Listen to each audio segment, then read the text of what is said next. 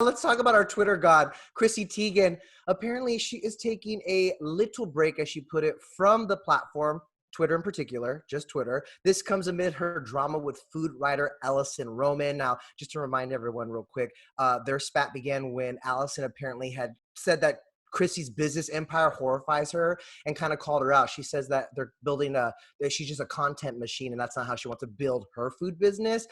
This led to a lot of drama with a lot of fans dragging Chrissy of all people. And now she's like, I can't do it. I'm taking a little break. What did you think of this? I'm pulling up her Twitter right now to see her last tweet. Okay. Yeah. The last tweet was 22 hours ago. That's the last time we heard from the mayor of Twitter, Chrissy Teigen. And that was when she said, I really hate what this drama has caused this week.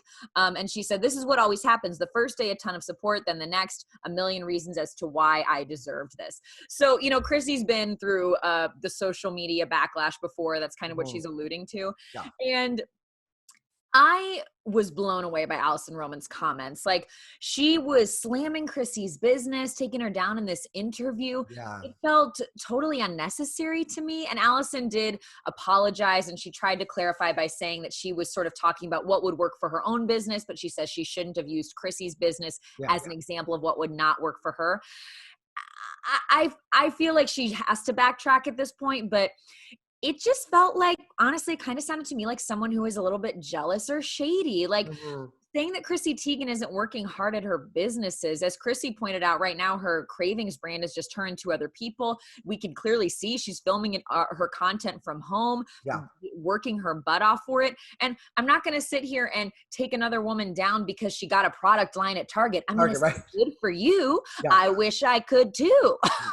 Like, of course, she has the platform, I think, already built, right? And the audience and the followers and stuff. But it's like, she's not pretending to cook. Like, she actually loves to cook. She's a chef. She's like, you know what I mean? It's a passion project of hers, one that she clearly had to defend, to say like, no, I put in all this work. But I think the problem that I have with it is that, like, it just caused a ripple effect, and people were going after Chrissy for stuff that was completely unrelated to the drama with Alison. And that's where I was like, I don't blame her for taking that little break, because it got a little personal, it got a little petty, a little dark. A little false. I mean, as she was saying, people are coming after her the way, you know, her kids being born from IVF. Like, that's when the internet gets gross, and you realize that there are people out there who are just trolling and horrible. And we're going after the wrong person. I mean, why are we going after Chrissy Teigen right now? It is just because you get to that place where you have some people online who are just nonsensical, who become nonsensical and totally unfounded, ill-informed with their critiques. They go over the top. Like, and I think you're just not going to reach those people. Like, you're not going to be able to reason with some people. So I get Chrissy taking the break. Yep. And I'm with you too on, like, it blew my mind that her product lines and her brands got attacked, because I feel like with Chrissy, she's not sitting here saying, I'm a gourmet chef, here are my recipes. She's like, here's my recipe for nachos. Here's my recipe for Super Bowl hot dogs. That would be like if you slammed your neighbor who had made your favorite brownies your whole life. That's all she's bringing to you.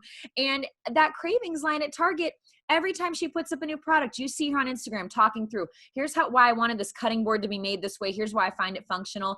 It's not like she's trying to sell us the best copper nonstick French pots and pans. You know what I mean? Needs all these things and needs all these things. Yeah, exactly. I was like incensed for Chrissy. I'm like, don't come for this woman about this, especially dealing with that drama on Mother's Day weekend. Exactly. And listen, sometimes I can be too much of a celebrity defender. I'm going to admit that. But Chrissy Teigen right now in this situation ain't the one. She's not the one. Thankfully, though, you know, if you're already following Chrissy, and there's 12 million of you out there, we still got her. She's just private and locked her Twitter account right now, so no new followers unless she approves of it. Right now, we're all together still.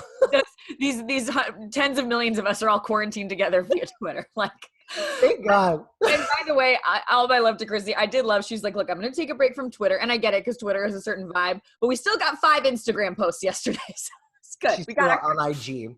Join TikTok, Chrissy. We need you over there, too. Okay, so from one drama that happened on Twitter to another, file this under Kardashian Jenner seemingly tone-deaf activities, because it's not the first time something like this has come up. But basically, Khloe Kardashian had a little sleepover with Kourtney's eldest son, Mason, presumably at Mason's home with Courtney, so Courtney's house, but they TP'd like you do at a sleepover, right? They TP'd Courtney's house. A lot of fans, I should say, on Twitter were kind of dragging her for TPing the house amid a toilet paper shortage because of the quarantine. I can kind of understand where they're coming from, but also I looked at the photos. It didn't look like that much toilet paper. And by the way, Denny, I did my research. I looked through the news. There isn't a toilet paper shortage right now, as far as I can see. I don't know about you. Every time I've gone to the store in recent times, I've been able to get the toilet paper. Yeah. I know that a month ago, we were really dealing with that, and maybe some parts of the country are still having a hard time getting a hold of those paper products. But I mean, look, I don't think we're really in a toilet paper shortage. It's not like this is a nationwide issue that we're seeing headlines about left and right now. But I do totally get what people are saying in that, like, the optics of this are just not good right now. Wow. It just doesn't look good when you are somebody who is quarantined but comfortable, as I've been saying, like, you're okay, you're good to go, you have your money, and then you're wasting toilet paper, which has been a headline of a hot commodity during all this. It just doesn't look good. It just would have been easier and better to not do it and to walk away from it. Especially when, I hate to say it, especially when you are Kardashian or Jenner, I feel like they are picked apart no matter what they do. And you do have to be a little more conscious of the fact that there might not be a toilet paper shortage, but at a lot of grocery stores, they're still limiting customers to one roll per family. True. So it's like, I kind of get in that regard. It's like, how much toilet paper did you guys have? And now you're using it just to pull a prank on Courtney. Imagine if she just grabbed a can of Lysol and she was doing it down. But honestly, Courtney, don't get revenge and don't use Clorox. Don't use the sanitation wipes. She's throwing the wipes in the tree.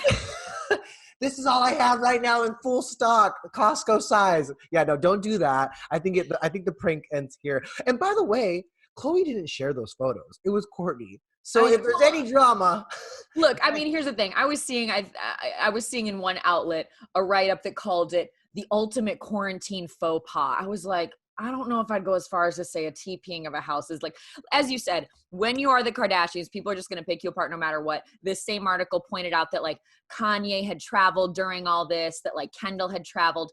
Look, at the end of the day, I do think that the Kardashians have been doing their part just like everybody else. We've seen them staying at home. And you know what? Nobody's breaking any laws here. We all have to be responsible to each other. But at the same time, I'm getting a little over people judging each other in the quarantine when you don't know somebody else's situation. You'll see someone say, look at all those people walking together. I'm like, that could be a family that's quarantining together. Unless somebody's getting up in your space, let's just try to be graceful to each other right now. But again, the optics on this one just weren't. The optics. It's Khloe, you just could have avoided it. But Courtney, you could avoid posting it is what I'm going to say. Okay. Moving on, though, because there was some good news and posts on social media over the weekend because, of course, Sunday was Mother's Day. There were a couple surprising Mother's Day posts, though, and I want to talk about Jay Cutler. He posted this sweet, sweet tribute to Kristen Cavallari on Mother's Day, but this, of course, is amid their ongoing divorce.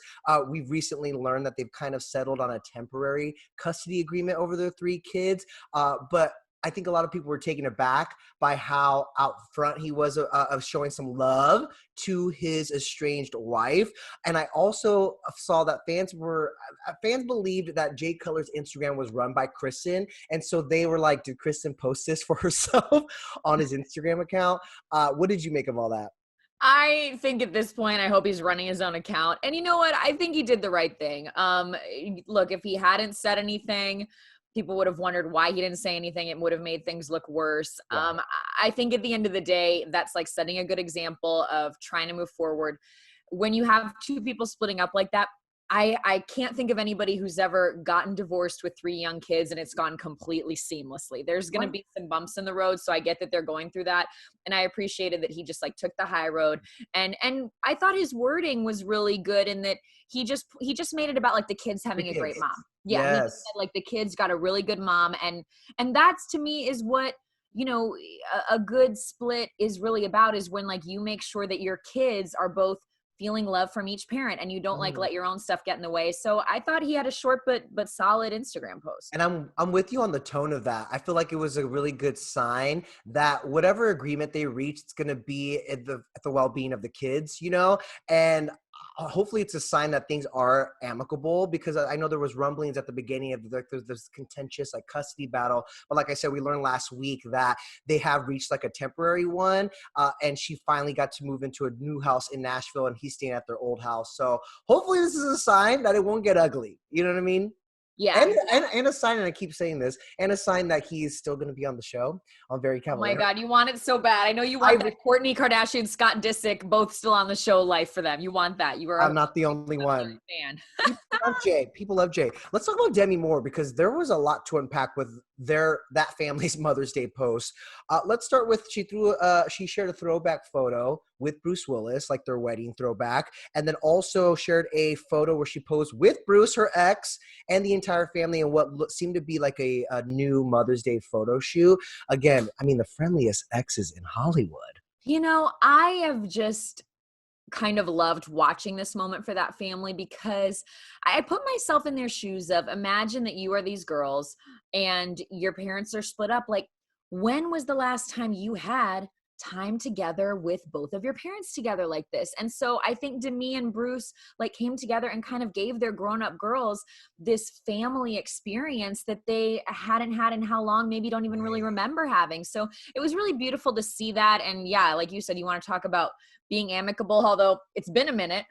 So I guess they're in a good place now, but it was really good to see. I don't totally understand where Bruce Willis is and what he's doing right now. Like, he went back to his wife Emma, now is he back with the family? I don't know, but I'm happy to see that they're happy. I was going to say, it's definitely I feel like a lot of blended families could take a page out of their book, because you're right. I feel like there was, so as I understand, Bruce is quarantined with Demi and the rest of the family in Idaho. And Bruce's current wife finally joined him in Idaho too, after being quarantined for 14 plus days. So they're all together. And I'm like, okay, I love it. Not quite. Yeah, I love it too. I feel like it's not that unusual, especially because they divorced years ago. And the children are grown. But I think I was more surprised to learn from Tallulah and her Mother's Day post that her and her mother, Demi, they didn't talk for like 3 years, and they're just now like reconciled and in a place where she like can share her love and talk about how much her mom means to her. I was surprised by that. That Instagram post, I read it 3 times over, Tallulah's Instagram post, because first of all, the writing is amazing, and I'm going to pull it up just to read a line from it, because I'm like, Tallulah, can you write me a novel? Like, she's a beautiful writer. But yeah, so she revealed in this Instagram post for Mother's Day that she and her mom didn't speak for 3 years. Now, this kind of comes on the heels of, months ago when Demi Moore's memoir came out. We found out that she did have really bumpy times with her kids, that she was dealing with substance abuse issues, that there were times when Bruce kind of had to step in, and I also really respect the family for keeping that private and working through it. But now it really is such an example of learning and growing to talk about it. So she said, amongst other things, I'm sending love to anyone who struggles to celebrate a day when it reminds them of a loss. I didn't talk to my mom for almost 3 years. And during that shattered time, this day would transport me from fragmented pieces to absolute dust. Wow. So it's a lengthy post, but the last line I want to read now, she says, I revel in all that you are, Demi Moore, and all that you continue to teach me. I witness what this day means for you and where you come from. Every nook and cranny of you is worthy and gilded. Wow. She really does have a way with words. I know. And it blew me away, and it was so beautiful and so vulnerable. And I think that what we can take from that is like, the power of families moving forward, but that sometimes that stuff takes time. It does take time, right? And they're doing it really, really well, though. So there you have it. One more Mother's Day post came courtesy of someone who's actually celebrating her first Mother's Day, but like while the baby is still cooking in that belly, and I'm talking about Katy Perry.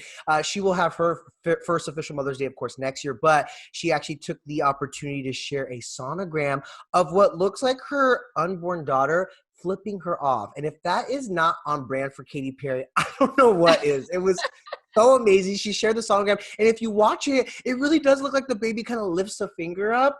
And I'm like, yes, the sass and attitude coming from this Bloom Perry child, I'm here for it. It's like the most Katy Perry attitude that, like, I loved it. I thought it was so cute. So cute. Oh, can we talk about how adorable and how beautiful that baby's gonna look? My goodness. Oh my gosh. And and again, what a special time like for Katy and Orlando to have. That's the silver lining in this quarantine thing is like it does give you time, I think, especially if you're someone as busy as her to like slow down and just enjoy these moments that you would probably be running with otherwise. So I love that they're having that. And that's exactly what Gigi Hadid is doing. She's expecting her first child, right, with Zayn. And she's been relatively quiet with her pregnancy. We only just learned about it recently, but we just got some information. We got a reaction, I should say, from her ex, Tyler Cameron, who you just sat down with. Yes. So I had an interview with Tyler Cameron, a lengthy interview. I adore him. I've been interviewing him during his whole time on Bachelorette. And of course we had to ask him, like, did you send Gigi a text to say you're about to become a mom, your ex-supermodel? Like, what's happening? And I also talked to him a little bit about his Mother's Day plans because Tyler lost his mom just a couple of months ago, and he's been quarantining in her house and fixing it up. And he talked to me about what he and his brothers plan to do and also weighed in on his ex becoming a mom. Take a listen. She is going to be the most incredible mom. She is one of the sweetest, most caring people I've ever met. So I'm super excited for her. I've always wanted to, my goal is to surprise her and remodel this house for her. But so I still owe it to my little brothers to remodel it for them now and make sure they have a place they can always call home. So that's my goal right now. So yeah, it's the silver lining within all of this is that although, it was tragic what happened to my mother, I couldn't imagine being, back in New York, my brother being back at FAU, my other brother being at FSU, back in school. Because I've seen the challenges and the tough times that they've faced since it, because I've gotten to be here. And so like the silver lining is I'm grateful that I've been able to be here and be there for them and whatnot, because I couldn't imagine them being alone right now and myself being alone either. We love that, Tyler Cameron. So, we talked about all the ladies in his life, including that lady who you see him holding, his pup, Harley. And I had to ask him also, is he single? He had just been quarantining with Hannah Brown, his ex. She's now gone to stay with her family and said she's ready for a relationship. So here's a little bit of what Tyler had to respond to all that.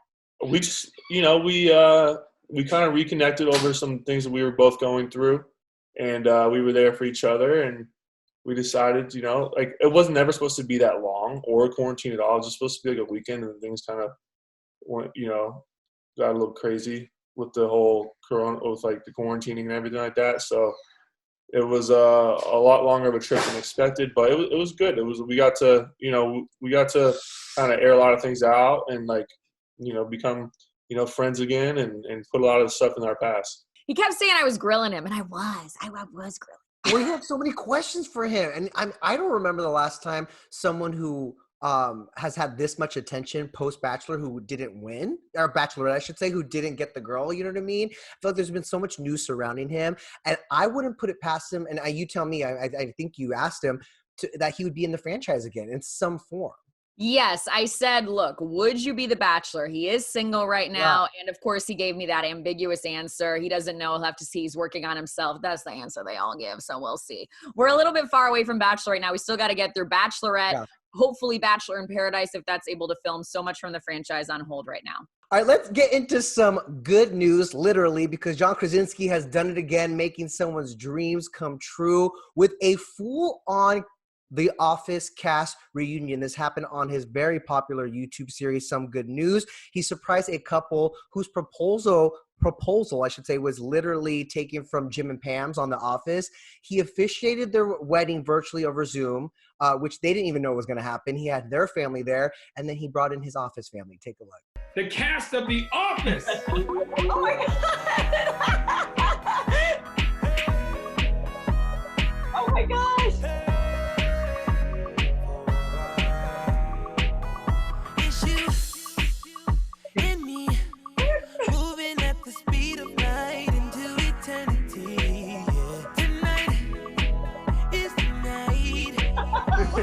I love John Krasinski and Some Good News. Like this is the vibe I need during quarantine, and he just keeps outdoing himself, and this one was spectacular. You know what? We're like literally seeing a show get developed. He has all those little things where he brings in a different weatherman. And on this episode, Emily made a little fun appearance in the beginning. So I love how much fun he's having with it. And I keep saying, like, in that suit, you know, he's been giving us gym vibes every week. We're taken back to the office. So I think we all hoped that this reunion would happen. It seemed like Some Good News was the place for it to happen. Right, yeah. And, you know, it happened for such a good reason, for somebody's wedding. The only thing I'm going to say is, I still want the reunion where they all talk to each other, where they all reminisce about the show. I still want more, but this is a baby step, okay? It is a baby step. I almost feel like this is as good as it's going to get for now, because we have asked the cast so many times. Okay. Steve Carell himself was like, he's like, I don't know. Like, I kind of want to leave it how it was because it was just so perfect, you know? And so to see all of them at least share a screen in some form right now, like Mindy Kaling, Steve Carell, Jenna Fisher, everyone was there. I'm just going to take that and hold on to it as long as I can as an Office fan. Because you know what it is? And I don't want, like, some people are like reunite for filming a special or filming something new or a movie. I don't even need that. I just want, like, them all to have a conversation together, you know, kind of like that reunion we're going to get with Friends with HBO Max, where they all talk. That's what I want. Like the reminiscing, the behind the scenes stuff, a really cool big special. I'm here for that. I would want it to happen, hopefully not over Zoom. So I can wait on it. I can wait. And for now, I'll take the dancing. Steve Carell dancing. That silver fox of a man. Thank you. Oh my goodness. What a glow up from The Office, actually. He has aged well, that man. Lauren Z, as always, a pleasure. Thank you so much for joining us at ET Live at Home today. And thank you guys for watching. It is Monday, week 9 of self-quarantine. I know. But don't worry, we're here for you, okay? So stick with us. We'll be back all week with new episodes. Denny, thanks for having me, and have a great day, everybody.